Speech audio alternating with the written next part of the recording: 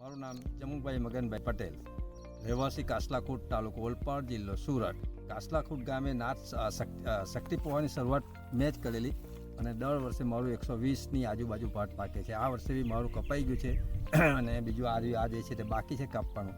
એવી અંદાજે 120થી 25 થવાની શક્યતા દેખાઈ રહેલી છે મને.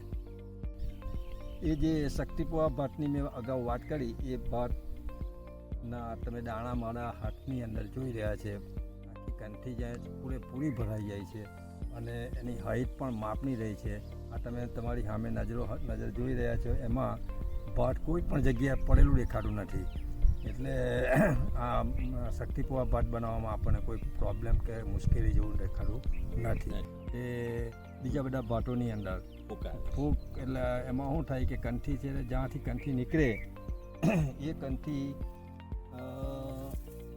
શરૂઆતની અંદર જ્યાંથી નીકળે ત્યાંથી કાળી થઈ જાય.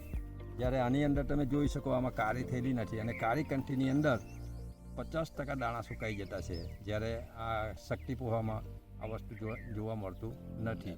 और मैं सभी भाइयों को विनती करता हूँ कि ये बात शक्तिपोहा जो पाठ है सब બધા જ રોપે તો કોઈ જાતનો તકલીફ છે નથી અને બધાએ રોપવા પાત્ર છે.